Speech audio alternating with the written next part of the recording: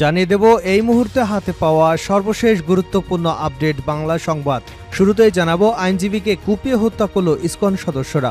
চট্টগ্রাম আদালত প্রাঙ্গণে ইসকন সদস্যদের হামলায় এক আইনজীবী নিহত হয়েছেন। ওই আইনজীবীর নাম সাইফুল ইসলাম আলিফ, তার বাড়ি চট্টগ্রামের লোহাগড়া উপজেলায়। মঙ্গলবার বিকাল 4:30টার দিকে নিহতের বিষয়টি নিশ্চিত করেন চট্টগ্রাম মেডিকেল কলেজ হাসপাতালে জরুরি বিভাগে কর্তব্যরত চিকিৎসক নিবেদিকা ঘোষ। তিনি বলেন, আদালত প্রাঙ্গণে সংঘর্ষের ঘটনায় আহত হয়ে হাসপাতালে 7 জন চিকিৎসা নিচ্ছেন, এর মধ্যে একজন মারা গেছেন। এবারে জানাবো, যশোরে বিএনপির 2 গ্রুপের সংঘর্ষ, ককটেল বিস্ফোরণ। যশোরের সরসায় সমাবেশকে কেন্দ্র করে বিএনপির 2 গ্রুপের মধ্যে সংঘর্ষ হয়েছে। এ সময় ককটেল বিস্ফোরণের ঘটনা ঘটে। এ ঘটনায় অন্তত 7 জন আহত হয়েছেন। মঙ্গলবার দুপুর 1টার দিকে উপজেলার নিজামপুর ইউনিয়নের লোহাপাড়া সরকারি প্রাথমিক বিদ্যালয় মাঠে ঘটনা ঘটে। জানাবো, খেলা হবে মানসিকতার পরিবর্তন হয় নাই ববি হাজ্জাজ। দেশকে পরিকল্পিতভাবে অস্থিতিশীল করবার ষড়যন্ত্র চলছে উল্লেখ করে জাতীয়তাবাদী গণতান্ত্রিক আন্দোলন চেয়ারম্যান ববি হাজ্জাজ বলেছেন, পরাজিত আওয়ামী ফ্যাসিবাদের দোসরা তাদের পলাতক নেত্রী হাসিনার প্রতিশোধের স্পৃহা বাস্তবায়ন করতে রাজধানী ঢাকাকে কেন্দ্র করে পরিকল্পিতভাবে নৈরাজ্য এবং বিশৃঙ্খলা তৈরি করছে। গুমখুন এবং লুটপাটের মাস্টারমাইন্ড উবায়দুল কাদের নানকরা কর্মীদের মধ্যে যে খেলা হবে মানসিকতা তৈরি করেছিল, সেটার পরিবর্তন হয় নাই। পতিত স্বৈরাচার হাসিনা এখনও খুনের নেশায় উন্মত্ত হয়ে আছে। এদিকে রংপুরে সড়কে ডাকাতি ও চাঁদাবাজি বন্ধের দাবিতে ট্রাক শ্রমিকদের অবরোধ। সড়কে চাঁদাবাজি এবং ডাকাতি ও হাইওয়ে পুলিশের হয়রানি বন্ধের দাবিতে রংপুর ঢাকা মহাসড়ক অবরোধ করে বিক্ষোভ করেছে ট্রাক শ্রমিকরা। মঙ্গলবার দুপুরে রংপুর নগরীর আরকে রোড এলাকায় এ বিক্ষোভ করেন তারা। এবারে থাকছে, আমরা লড়াই করে গণতন্ত্র ফেরত আনব টুকু। বিএনপির জাতীয় স্থায়ী কমিটির সদস্য হাসান মাহমুদ টুকু বলেছেন, আমরা বিএনপি লড়াই করব, গণতন্ত্র ফেরত আনব। মঙ্গলবার বিকেলে লালমনিরহাট জেলা বিএনপি আয়োজিত সদর উপজেলা শহীদ আবুল কাশেম কলেজ মাঠে আয়োজিত ফুটবল টুর্নামেন্টের প্রধান অতিথির বক্তব্যে একথা বলেন তিনি। এবং সর্বশেষ জানাবো আন্তর্জাতিক সংবাদ। ইমরান খানের সমর্থকদের লক্ষ্য করে মুহুর্মুহু গুলি, মুহূর্তেই জনশূন্য ডিচক। পাকিস্তানের আধাসামরিক বাহিনী রেঞ্জার পাকিস্তান তেহরিকে ইনসাফের সমর্থকদের লক্ষ্য করে তাজা গুলি ছুড়েছে। মঙ্গলবার বাংলাদেশ সময় বিকাল 4:45টার দিকে এ তথ্য জানায় আল জাজিরা। এতে মুহূর্তেই সমাবেশস্থল ইসলামাবাদের ডিকক জনশূন্য হয়ে গেছে। এর আগে বহু বাধা উপেক্ষা করে বিক্ষোভকারীদের একটি ছোট দল ডিচকে অবস্থান নেয়। তারা ইমরান খানের মুক্তি ছাড়া সমাবেশস্থল ত্যাগ না করবার ঘোষণা দেয়। এতক্ষণ শিরোনাম শুনছিলেন, এবার বিস্তারিত। প্রিয় দর্শক, আপনি যদি এই চ্যানেলে নতুন হয়ে থাকেন, ভিডিওটি দেখতে দেখতে চ্যানেলটি সাবস্ক্রাইব করে আমাদের সঙ্গে থাকুন। আর এই ভিডিও সম্পর্কে আপনি আপনার মূল্যবান মতামতটি কমেন্ট বক্সে জানিয়ে দিন। আর হ্যাঁ প্রিয় দর্শক, জানিয়ে দিন ভিডিওটি কোথা থেকে দেখছেন। আইনজীবীকে কুপিয়ে হত্যা করল ইসকন সদস্যরা। চট্টগ্রাম আদালত প্রাঙ্গণে ইসকন সদস্যদের হামলায় এক আইনজীবী নিহত হয়েছেন। ওই আইনজীবীর নাম সাইফুল ইসলাম আলিফ, তার বাড়ি চট্টগ্রামের লোহাগড়া উপজেলায়। মঙ্গলবার বিকাল 4:30টার দিকে নিহতের বিষয়টি নিশ্চিত করেন চট্টগ্রাম মেডিকেল কলেজ হাসপাতালের জরুরি বিভাগের কর্তব্যরত চিকিৎসক নিবেদিকা ঘোষ। তিনি বলেন, আদালত প্রাঙ্গণে সংঘর্ষের ঘটনায় আহত হয়ে আরও 7 জন হাসপাতালে চিকিৎসা নিচ্ছেন।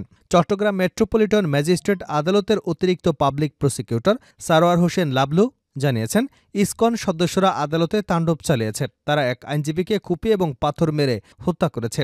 এই হত্যাকাণ্ডের বিচার দ্রুত ইসকনকে নিষিদ্ধের দাবি জানিয়েছে আইনজীবীরা। প্রত্যক্ষদর্শীরা জানায়, জাতীয় পতাকার অবমাননার অভিযোগে রাষ্ট্রদ্রোহ মামলায় ইসকনের বহিষ্কৃত নেতা চিনয় কৃষ্ণ দাস ব্রহ্মচারীর জামিন নামঞ্জুর করে কারাগারে পাঠানোর নির্দেশনা দেন আদালত। আজ দুপুর 12:15টার দিকে চট্টগ্রাম মেট্রোপলিটন ম্যাজিস্ট্রেট কাজী শরীফুল ইসলাম আদালত এই আদেশ দেন।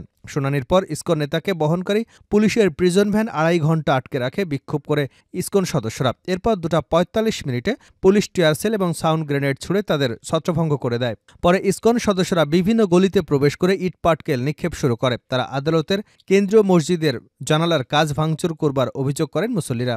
এছাড়া আইনজীবীদের 3টি প্রাইভেট কার এবং 5টি মোটরসাইকেল ভাঙচুর করা হয়। আদালত চত্বর এলাকায় রঙ্গন কমিউনিটি সেন্টারের হলের গলিতে আইনজীবী সাইফুল ইসলাম অলিফকে দেশীয় অস্ত্র দিয়ে কোপাতে থাকে ইসকন সদস্যরা। পরে তার মাথায় পাথর দিয়ে আঘাত করা হয়। সেখান থেকে তাকে উদ্ধার করে হাসপাতালে নেওয়া হলে কর্তব্যরত চিকিৎসক তাকে মৃত ঘোষণা করেন। চট্টগ্রাম কোতোয়ালি থানার ভারপ্রাপ্ত কর্মকর্তা ফজলুল কাদের চৌধুরী বলেন, ইসকনের বহিষ্কৃত নেতা চিনয় কৃষ্ণ দাসকে বহন করা প্রিজন ভ্যান আদালত প্রাঙ্গণে 2.5 ঘণ্টা আটকে রাখা হয়। দুপুর 12:15টা থেকে ইসকন সদস্যরা আদালতে প্রিজন ভ্যান আটকে রাখে। পরে রাস্তা ফাঁকা করতে পুলিশ টিয়ার গ্যাস ছুড়লে ইসকন কর্মীরা ছত্রভঙ্গ হয়ে বিভিন্ন ভবনে এবং গাড়িতে হামলা শুরু করে। পুলিশ পরিস্থিতি নিয়ন্ত্রণে আনতে চেষ্টা করে যাচ্ছে। যশোরে বিএনপি দু গ্রুপের সংঘর্ষ, ককটেল বিস্ফোরণ। যশোরের শর্ষায় মহাসমাবেশকে কেন্দ্র করে বিএনপির দু গ্রুপের মধ্যে সংঘর্ষ হয়েছে। এ সময় ককটেল বিস্ফোরণের ঘটনা ঘটে। এ ঘটনায় অন্তত ৭ জন আহত হয়েছেন। মঙ্গলবার দুপুর ১টার দিকে উপজেলার নিজামপুর ইউনিয়নের গোলপাড়া সরকারি প্রাথমিক বিদ্যালয় মাঠে ঘটনা ঘটে। স্থানীয় এবং দলীয় সূত্র জানায়, শর্ষা উপজেলা বিএনপির একাংশের নেতারা বিকাল ৩টায় নিজামপুর ইউনিয়নের গোলপাড়া সরকারি প্রাথমিক বিদ্যালয় মাঠে সমাবেশের আয়োজন করে। প্রতিপক্ষ গ্রুপও একই মাঠে সমাবেশ করবার ঘোষণা দেয়। সোমবার থেকে এ নিয়ে গোলপাড়া এলাকায় উত্তেজনা বিরাজ করছিল। এ কারণে সকাল থেকেই সমাবেশ স্থলে পুলিশ মোতায়েন করা হয়। দুপুর ১টার দিকে তৃপ্তি গ্রুপের সমাবেশ মঞ্চে হামলা চালায় উপজেলা বিএনপির যুগ্ম আহ্বায়ক হাসান জহির গ্রুপ মফিকুল ইসলাম গ্রুপ। তারা সমাবেশের মঞ্চ, চেয়ার টেবিল ভাঙচুর করেন। একই সাথে অন্তত ১২টি ককটেলের বিস্ফোরণ ঘটানো হয়। এতে এলাকায় আতঙ্ক ছড়িয়ে পড়ে। পরে অতিরিক্ত পুলিশ এসে পরিস্থিতি নিয়ন্ত্রণে নেয়। মফিকুল ইসলাম তৃপ্তি গ্রুপের নেতাকর্মীদের দাবি, হামলায় তাদের ৭ জন নেতাকর্মী আহত হয়েছেন। খেলা হবে মানসিকতার পরিবর্তন হয় নাই ববি হাজ্জাজ। দেশকে পরিকল্পিতভাবে অস্থিতিশীল করবার ষড়যন্ত্র চলছে উল্লেখ করে জাতীয়তাবাদী গণতান্ত্রিক আন্দোলন চেয়ারম্যান ববি হাজ্জাজ বলেছেন, পরাজিত আওয়ামী ফ্যাসিবাদের দোসরা তাদের পলাতক নেত্রী হাসিনার প্রতিশোধ স্পৃহা বাস্তবায়ন করতে রাজধানী ঢাকাকে কেন্দ্র করে পরিকল্পিতভাবে নৈরাজ্য এবং বিশৃঙ্খলা তৈরি করেছে। গুম, খুন এবং লুটপাটের মাস্টারমাইন্ড উবায়দুল কাদের নানকরা কর্মীদের মধ্যে যে খেলা হবে মানসিকতা তৈরি করেছিল, সেটার পরিবর্তন হয় নাই। পতিত স্বৈরাচার হাসিনা এখনও খুনের নেশায় উন্মত্ত হয়ে আছে।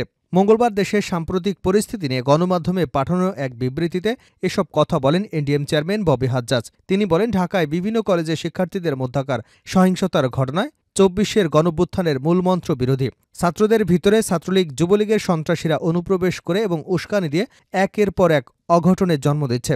একদিকে সাধারণ মানুষদের টাকার লোভ দেখে শাহবাগে আনা হচ্ছে, অন্যদিকে ইসকনকে ব্যবহার করে আবারও সংখ্যালঘু কার্ড খেলার চেষ্টা করছে পরাজিত শক্তি।